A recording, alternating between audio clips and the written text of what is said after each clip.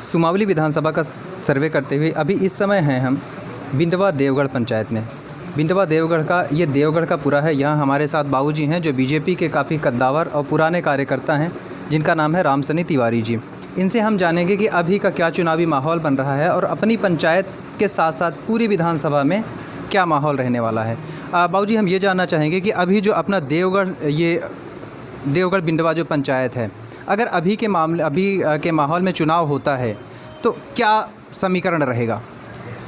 समीकरण तो यहाँ अभी तो ऐदल सिंह जी के विरोध में ही लोगों का मानस ज़्यादा बना है। लोग विरोध में ज़्यादा हैं। विपक्ष में दो नाम चल रहे हैं, कांग्रेस से दो नाम चल रहे हैं, अजब सिंह कुशवाहा जी का और बलबीर सिंह डंडौतिया जी को। अगर इनमें से किसे टिकट मिलता है तो ऐदल सिंह को हरा सकता है? नहीं, वो तो एंटी इनकम्बेंसी है, दोनों में से कोई सा भी आएगा तो लाभ तो उसको दोनों को ही मिलेगा। दोनों को मिलेगा। अच्छा, एक चीज़ और जानना चाहेंगे कि जनता में अभी इस समय एक मुद्दा छाया हुआ है। लोग कह रहे हैं कि जो अभी तत्कालीन विधायक हैं कंसाना जी, उन्हें लोग कह रहे हैं कि बिकाऊ हैं, 35 या 50 करोड़ रुपए की चर्चा चल रही है कि लेके हमारे वोट को बेच दिए हैं। इस पर आपकी क्या कहना? अब इसे तो माने कांग्रेस कह रही है, लेकिन बीजेपी इसको नहीं मान रही। नॉर्मल पब्लिक की बात कर रहा हूँ, पब्लिक में ये चर्चा है।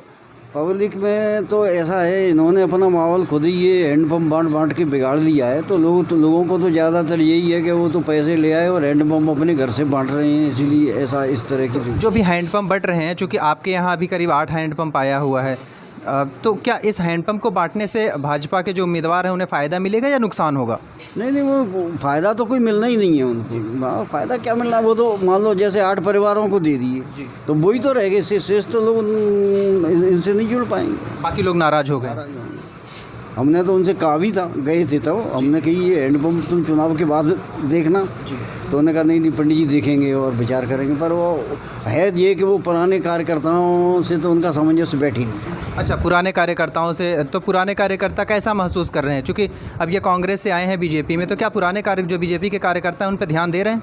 नहीं, पुराने कार्यकर्ता तो अपने को उपेक्षित महसूस कर रहे हैं। तो उन पुराने कार्यकर्ताओं का क्या रुझान रहेगा आगामी चुनाव में? क्या वो कंसाना जी के साथ जाएंगे या शांत रह जाएंगे या विपक्ष में जाएंगे? नैतिकता के आधार पर तो वोट तो बीजेपी को देना चाहिए, लेकिन वो तटस्थ हो जाएंगे और क्या करेंगे? प्रचार नहीं करेंगे, कुछ भी नहीं करेंगे। प्रचार के लिए कहेंगे ही नहीं उनसे तो काय को जाएंगे? क्या ऐसा किसकी अटकी डरी है कि वो मतलब वो कहे नहीं और लोग चल रहे उनके साथ? एक चीज़ और जानना चाहेंगे, चूँकि जो भी कार्यकर्ता होता है उसे सम्मान चाहिए होता है, तो अगर सम्मान की दृष्टि से देखा जाए, व्यक्तिगत रूप से देखा जाए, तो क्या अगर किसी और पार्टी की तरफ से उसे सम्मान दिया जाता है और किसी भी पार्टी से, चाहे मान के चलिए मुख्य विपक्षी यहाँ पे कांग्रेस है, कांग्रेस से हो सकता है कि कुशवाहा जी को टिकट मिले या बलबीर डंडौतिया जी को मिले, अगर उनमें से इन बीजेपी के कार्यकर्ताओं को पूछा जाता है, सम्मान दिया जाता है, तो क्या बीजेपी के जो अभी के उपेक्षित कार्यकर्ता हैं क्या उनका समर्थन करेंगे?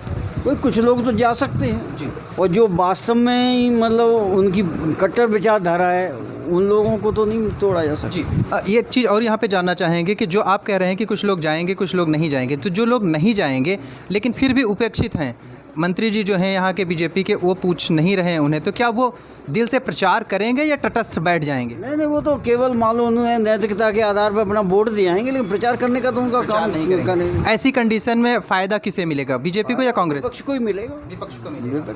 अगर ऐसी टक्कर में आपको क्या लगता है कि किस तरफ जीत जा सकती है? साहब, ये तो जीत तो यहाँ ठाकुरों के ऊपर समीकरण जी, और वो किधर? अभी कई सारी जगहों पे बैठे थे, ठाकुरों के बीच में भी बैठे थे, कई सारी पंचायतों में, चाहे खंडौली की बात कर लें, तुलसीपुरा की बात कर लें, लोग कह रहे हैं कि इस बार परिवर्तन होगा। आप क्या कहना है? नहीं, अब अभी तो कह तो सब रहे हैं, अब आगे चल के क्या मानसिकता बनती है उन लोगों की, भगवान जाने। आपका क्या कहना है, परिवर्तन होना चाहिए या इसी को रिपीट होना चाहिए?